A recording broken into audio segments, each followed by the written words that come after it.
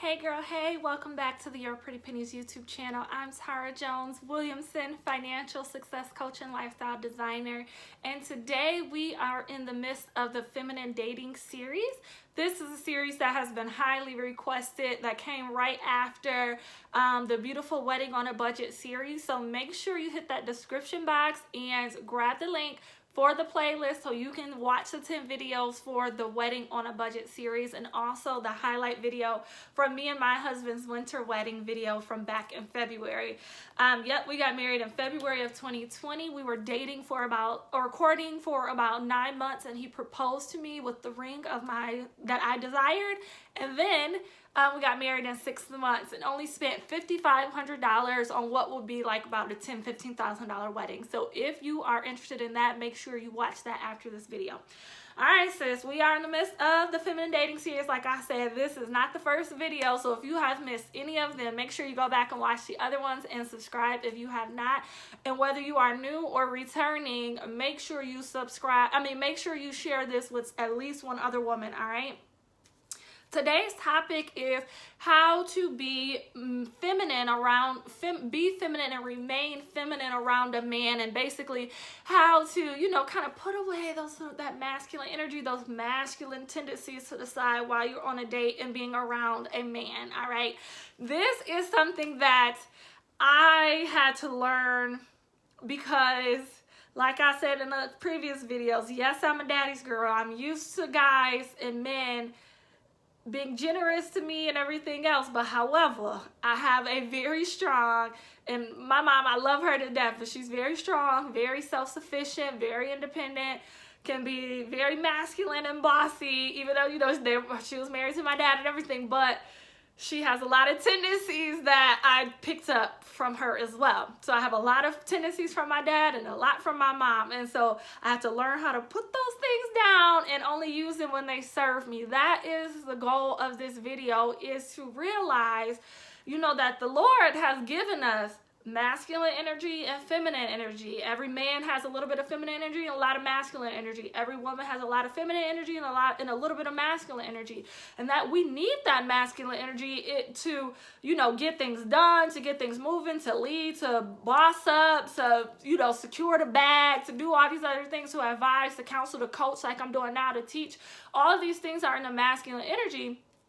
So there's nothing wrong as a woman leading from that at times. You just got to know when you need to and when you're not. And the thing is, a masculine man is attracted to a feminine woman. Not to say you can never lead with your masculinity around a man. Actually, you should if you're not trying to be attractive to a man, or, you can use different strategies. For example, if I'm in the house with my husband, if I don't want to constantly be quote unquote attractive to him, especially if I'm getting something done, if I'm in business, I don't want him interrupting me by him being super attractive to me that he can't leave me alone if I'm trying to get something done. So there's times where I'm going to lead with my masculinity. There's nothing wrong with that. But when you are on a date, sis, there's really no reason for it, right? You can lead and you can fall back and you can relax and allow him to be the masculine energy in that exchange, all right? So let's talk about how not to come off as intimidating, as competitive, how to come off as relaxed, and the opposite of him. That is the reason for these tips in this video, all right? So let's talk about no loud talking, yelling, bossing, and advising. Oftentimes, we as women, we are doing big things in our businesses and our careers, leveling up, climbing the corporate ladder, all these other things, right? We are really paving the way in a lot of areas. I was actually watching videos of women firefighters and women who are lawyers in the military, and just so many dope things that I didn't think that Black women in particularly were crushing in certain areas, and I was so excited about it, like it just lit me up inside. So don't make no mistake, by you being a feminine woman and leading with your femininity around a man, don't ever mistake that for you can never boss up, you can never secure a bag, you can never be in your feminine and building your business and doing all of that, because you can do absolutely both. You are a dynamic woman. I don't ever want to take that away from you. However, when you are on a date, that is not the time and place. You should not be showing up on a date with a man the same way you show up in the office with your co-workers or your downline, right? You should feel two different type of ways. When you are at work, you should feel in leadership, in progress, in moving, motion, beastie, whatever. But when you are on a date, your goal is to feel relaxed. Is to feel like you're just allowing him to cater to you. You literally should be sitting back. You should not be up, talking, advising, interviewing, all of that. Allow him to impress you, right? Allow you to receive and him to give. He should be giving energy. You should be receiving energy, right? He should be giving all the information about himself. You should be receiving, right? You should not be bossing. If he says something, you should not be advising. You should be laughing. You should be having fun. You should be enjoying yourself, right? That is the goal when you are on a date with a man, is to be enjoying yourself, because men love when women are enjoying themselves. They love to make women happy and make women comfortable and feel relaxed. That is an innate thing that they are driven to do. And so if they feel like that they're serving a purpose in your life by allowing you to be someone different with them than you are with somebody at your job or in your business, that is a rewarding feeling for them, right? So we have to make sure that we're not talking loud, we're not bossy, we're not doing too much, whatever, because it's a time and place for it, right? You don't want that type of energy to repel him and be like, oh, she too much, right? Again, don't dominate the conversation or interrupt. Again, we as women, there's a time and a place to be dominant with your kids, dominant with leading, like if you're a single mother leaving a household. This, for me, for the past 10 years, I've been a single mother until I got married to my husband. So for me, dominance was a major part of my day because I run my own business. That's a very dominant thing. You are the one who's setting the calls, talking to your team, telling your business assistant what to do, telling your virtual assistant what to do, and all this other stuff. So you're constantly dominating, and you may have to interrupt, you may have to guide the conversation and nurture and do different things at work, all these different types of things, right? That is not your role on a date. Your job, and we're going to talk about feminine mystery in the next video, your job is to get as much information and also vibes and anything else you desire to get, fun, high experiences, generosity, gifts, surprises, blah, blah, blah. Your job is to receive on a date. You don't have to give advice to that man. You don't have to interrupt him. You don't have to correct him. You don't have to compete. You do not have to go toe-to-toe with accolades. None of that is impressive to a man, right? Not a masculine man anyway. You want him to leave that date feeling like, man, she allowed me to speak. It gave me the ability to speak and to vent and to talk when I live in a world where I'm always silenced, or I'm competing with other men, or I'm rarely heard or seen. You want him to feel seen and heard, right? And so you allow him the floor to speak because you want him to feel like he's important as well on this date. If you're constantly driving the conversation or talking about yourself, and this is with anyone, even if it's with a woman, people love to talk to people who allow them to talk about themselves. So whether it's with a boss or whether it's with the dude you're dating or anything, this is a good tip. Allow the other person to talk. Even though they're the ones that's doing the talking, they're going to walk away from that conversation feeling like you're a great person to talk to and you're a great conversationalist, and they want to talk more to you, and they like the way they felt around you. One thing that's a value of mine, my personal values, is to always leave people better than when I found them. And so one of the ways that I do that is allowing people to talk, allowing them to get it out, because oftentimes people aren't heard, they aren't seen in their daily life. They're constantly getting interrupted. There's a lot of great men out here who are constantly being silenced or shut down, killed, racially profiled, all these other things. So if with that in mind, your goal is to relax and have a good time and allow him to have a good time with you, right? All right. Next, don't get overly opinionated and oversharing. Again, feminine mystery is the key. You want him to start talking and to keep talking so you can compare him to your love list. Don't you start oversharing and start competing with him and trying to go toe for toe with accolades, nor tell him your life story or what your baby daddy done did and how many kids you got and how old they are and what school they go to and da-da-da. He don't even deserve all that. This is the thing. Until you are in an intimate relationship or intimate part of your courtship, intimate not meaning sex, but intimate meaning, okay, you've passed the couple of months. It's been a couple of months. I can see myself doing life with you. I'm going to start sharing some of the private things about my life. That is when you start sharing about your children or your family or, you know, the issues that you had in the past sparingly, right? A man should not know everything about you, and that's what feminine mystery and allure is. It's them needing to constantly talk to you so they can learn something new about you because they're trying to figure you out. They're trying to please you. They're trying to get in your pants. Let's be clear.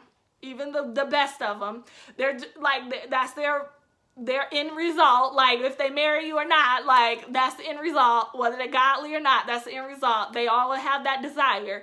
And so by you giving them crumbs versus the full cake, it leaves them wanting more. Right? Give them one chip at a time. Like, ladies, you can't just eat one. So if you give them 7,600 chips, they're going to be full and they're going to be like, yeah, I'm good. I feel like I had a meal. I'm good. I don't need no more of her.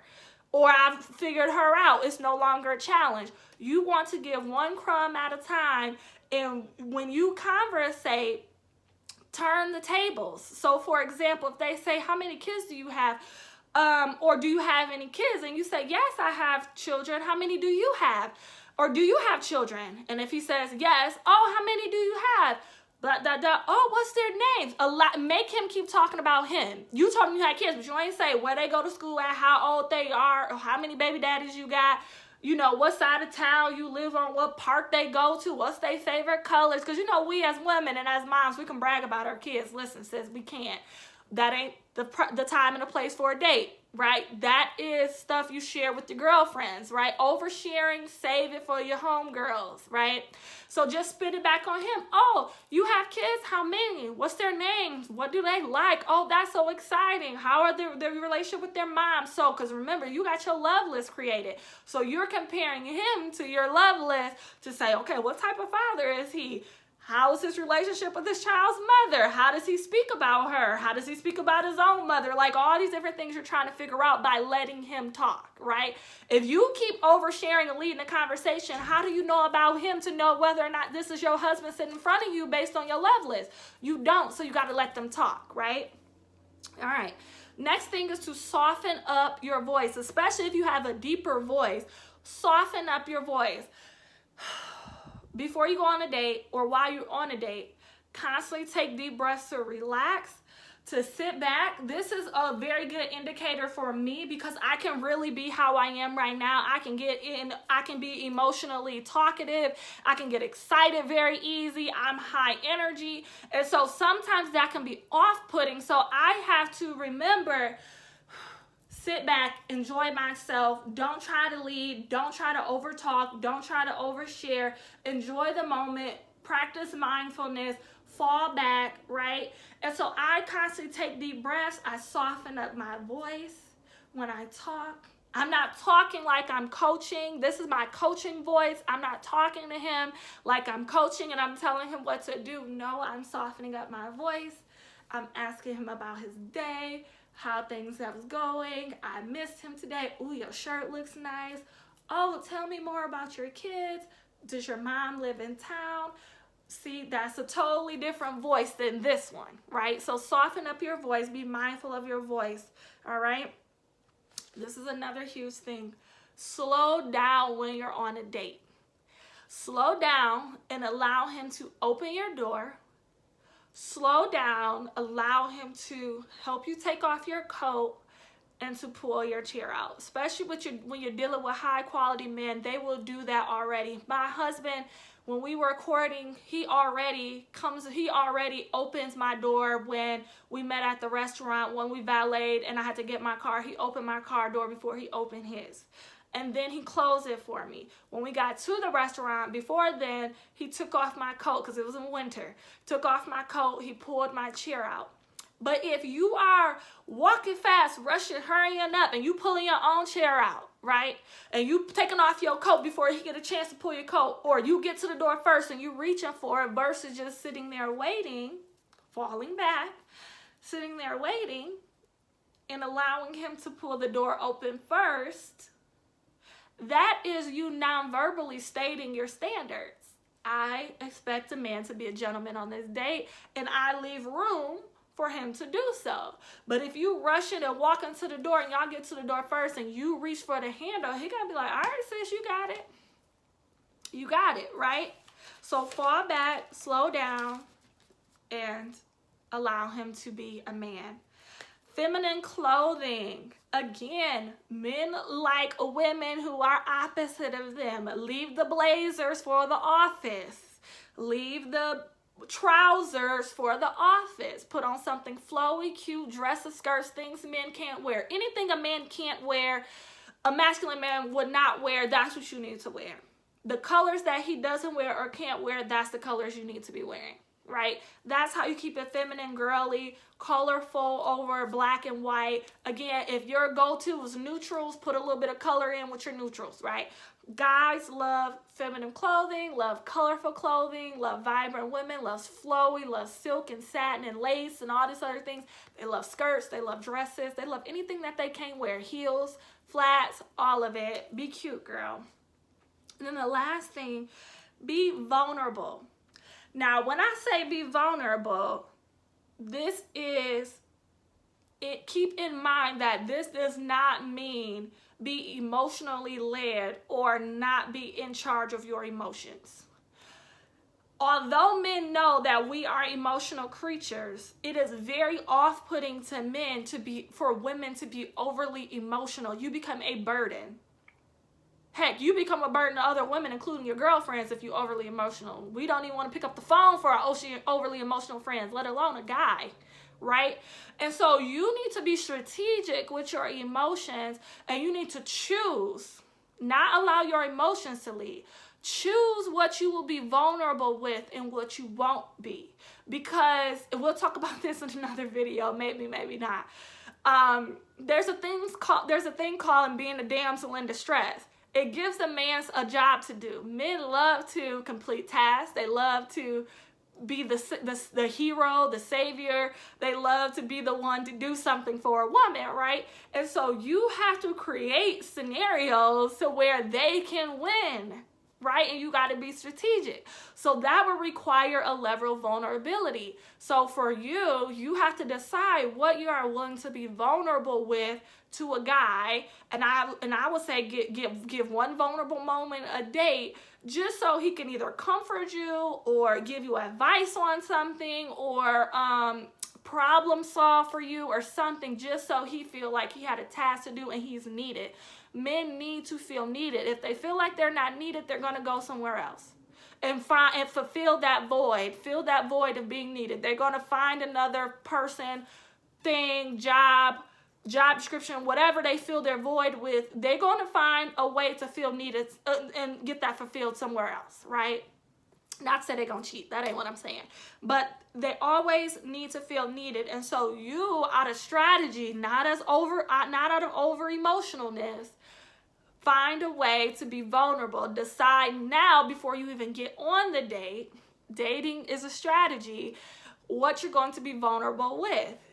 Is your situation with your mom going to make you vulnerable?